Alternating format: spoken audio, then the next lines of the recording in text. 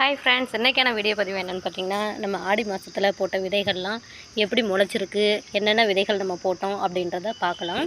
ஆடி 19 அப்போ போட்டது. இதை பாருங்கள். இப்போ முள்ளங்கி வந்து போட்டிருக்கோம். முள்ளங்கிலாம் பாருங்கள் எந்த அளவுக்கு துளுத்து வந்திருக்குன்னு. இப்போ மழை பெய்யும் நல்லாவே துளுத்து வளர ஆரம்பிச்சிருச்சு. இன்னும் ஒரு 10 நாளில் வந்து முள்ளங்கி அறுவடை பண்ணிடலாம். அறுவடைக்கு தயாரான நிலையில் இருக்குது. இதை பாருங்கள், முள்ளங்கி செடிலாம் எந்த அளவுக்கு நல்லா பெருசாக இருக்குன்னு. இந்த தலையெல்லாம் வர ஆரம்பிச்சிச்சு. இன்னும் கொஞ்சம் மேலே அந்த தலையெல்லாம் வந்துருச்சு அப்படின்னா முள்ளங்கி அடியில் பிடிக்க ஆரம்பிச்சிடும். அடுத்து முள்ளங்கிலாம் இங்கிட்ட பார்த்திங்கன்னா, இது பார்த்திங்கன்னா உருளைக்கிழங்கு வந்துட்டு முளைக்கட்டி வந்திருந்தது. அதை வந்து போட்டேன் நான். போட்டதையும் பாருங்கள், நல்லா முளைச்சி வந்திருக்குது. 1 2 3 4 பிரான்ச்சஸ் 4 வந்திருக்கா இங்கே. அடுத்தது இங்கே பாருங்கள், அடுத்தது இங்கேயே இருக்குது. வெயில் அடிக்க ஆரம்பிக்கவும் எல்லாம் மறைச்சிட்ருக்கு. இங்கே இருக்குதா, இதுவும் வந்து உருளைக்கிழங்கு. அடுத்தது கருவேப்பிலை வச்சதெல்லாம் நல்லா துளுத்து வளர ஆரம்பிச்சிச்சு. இது வந்து கொடி அவரை கிடையாது, செடி அவரை போட்டோம். செடி அவரையுமே நல்லா துளுக்க ஆரம்பிச்சிருச்சு. பாருங்கள், காய்க்கு வந்து பூ வைக்க ஆரம்பிச்சிருக்கு. பூக்கு உண்டான சிம்டம்ஸ்லாம் தெரியுது பாருங்கள். இது வந்து செடி அவரைன்னு சொன்னாங்க, அதனால தான் வாங்கினேன். கொடி அவரையாக இருந்ததுன்னா நமக்கு ஃபுல்லாகவே பரவிடும். அதனால் வாங்கலை கொடி அவரையை, செடி அவரை வாங்கியிருக்கோம். இன்னும் ஒரு 4-5 நாளில் இதுவும் பூவுக்கு வந்துடும். ஓகே, கத்திரிக்காய் பாருங்கள், நல்லா செழிப்பாக வளர ஆரம்பிச்சிச்சு. இப்போ 1 மாதம் ஆகுது கத்திரி செடி வச்சு. 1 மாதத்தில் நமக்கு வந்து காய் பிடிக்க ஆரம்பிச்சிருச்சு.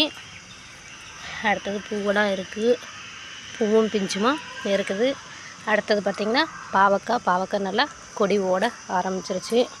பாவக்காய் கொஞ்சோண்டு இருக்குது, அதையும் நம்ம அறுவடை பண்ணிக்கலாம். பாவக்காயெல்லாம் கையால் வரமாட்டேங்குது சிலதெல்லாம். இது பாருங்கள் எவ்வளோ கொத்தாக இருக்குதுன்னு. இந்த மாதிரி பார்த்ததே இல்லை, எவ்வளோ கொத்து இருக்குதுன்னு.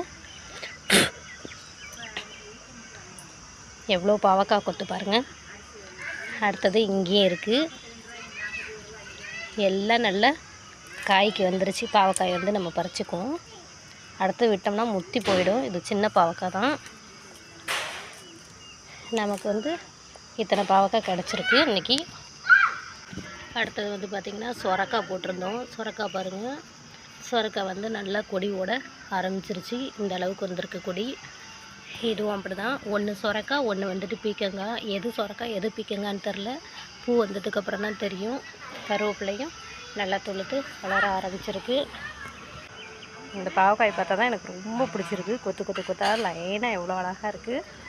இது வந்து பீக்கங்காய் புடலங்காய் போட்டிருக்கேன். எது புடலங்காய் எது பீக்கங்கான்னு தெரியல. நல்ல கொடி வளர ஆரம்பிச்சிருக்கு பாருங்கள். இந்தளவுக்கு வந்திருக்கா. அடுத்தது இது பாருங்கள், இதுவும் இங்கே வந்திருக்கு. நம்மளுடைய பாவக்காயை நம்ம இங்கே வச்சுக்கலாம். அடுத்தது இந்த பக்கம் உள்ள கத்திரி செடியில் பார்ப்போம். கத்திரிக்காய் இருக்காங்க. கத்திரிக்காய் வந்து பெருசாக ஆகிறதுக்குள்ளேயே குரங்கு வந்து கடித்து சாப்பிட்றது. அதனால் நம்ம சின்னதாக இருக்கும்போதே பறிச்சிடலாம். ஓகே, இது 2 கத்திரிக்காய். அதுக்கப்புறம் பார்த்திங்கன்னா எல்லாம் சின்னதாக இருக்குது. ரொம்பவும் நம்ம சின்ன காயாக பறிக்க முடியாது. இதோ இங்கே இருக்குது. அடுத்தது எல்லாமே பூவாக இருக்குது, பூவும் பிஞ்சுமாக இருக்குது. இதில் பாருங்கள் எவ்வளோ பூவும் பிஞ்சுமாக இருக்குதுன்னு. அடுத்து இந்த கத்திரி செடி பாருங்கள், நல்ல பூ காய் இருக்கா.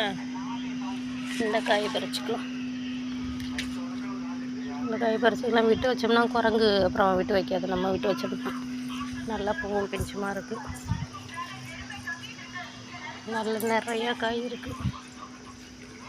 இன்னும் ஒரு 4-5 நாளில் நம்ம வந்து பறிச்சிடலாம். இங்கே ஒரு காயை பறிச்சிடலாம். குரங்குக்காக தான் நம்ம சீக்கிரமாக பறிக்கிறதா இருக்குது. ஓகே, இது ஒரே ஒரு கத்திரி செடி தான். அந்த கத்திரி செடி வந்து எவ்வளோ அடம்பாக இருக்குது. இது நல்லா காய் பிடிச்சிச்சுன்னா நல்லா 1 கிலோவுக்கு மேலே பிடிக்கும். ஓகே, அடுத்தது பாருங்கள் முல்லைப்பூ.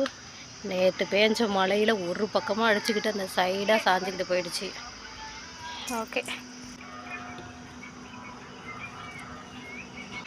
ஓகே, நமக்கு பாருங்கள் இன்றைக்கி 5 பாவக்காய் இருக்குது, 4 கத்திரிக்காய் இருக்குது. அடுத்தது பின் சைடு போயிட்டு நம்ம கீரையை உருவிட்டு வந்துடுவோம், கீரை உடிச்சிட்டு வந்துடுவோம். அடுத்ததாக பின்னாடி பக்கம் பாருங்கள், இது வந்து எந்த அளவுக்கு கொடி ஓடி இருக்குன்னு. ஆடி மாதம் முடிஞ்சு ஆவணியில் தான் போட்டோம்.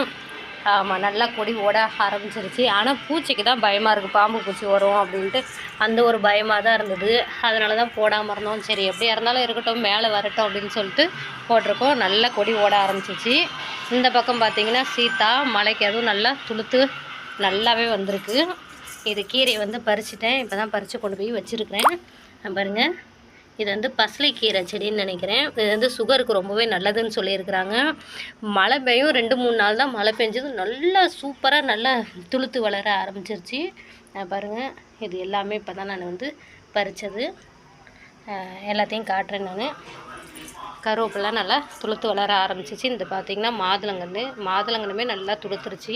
குரங்கு பாருங்கள், குரங்கு பண்ண அட்டகாசத்தை. முருங்கை மரம்லாம் எப்படி வளைஞ்சி வந்திருக்குதுன்னு எல்லாத்தையும் ஒடிச்சு போட்டுருச்சு. இப்போ துளுத்து வர்றது தான் முருங்கை மரமெல்லாம் வந்துருச்சு.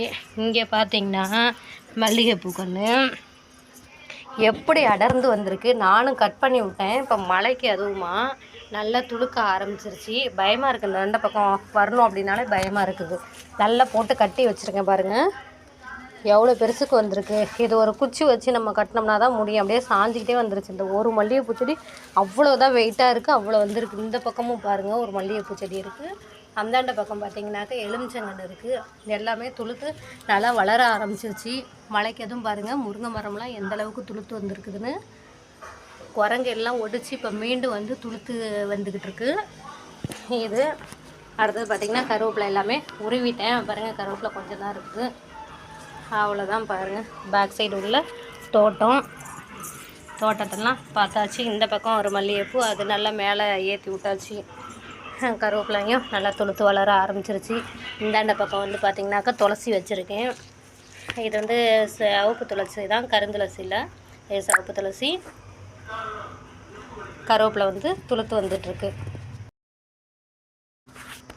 கருவேப்பிலை நல்லா துளுக்க ஆரம்பிச்சிருச்சு பாருங்கள், மழை பெய்யும். ஓகே, இன்றைக்கான வீடியோ இதுதான். நான் வந்து இந்த கீரை பறித்து வச்சுருக்கேன்னு சொன்னேன் பார்த்தீங்களா, எல்லாத்தையும் காமிக்கிறேன் என்னென்ன பறிச்சிருக்கேன்ட்டு.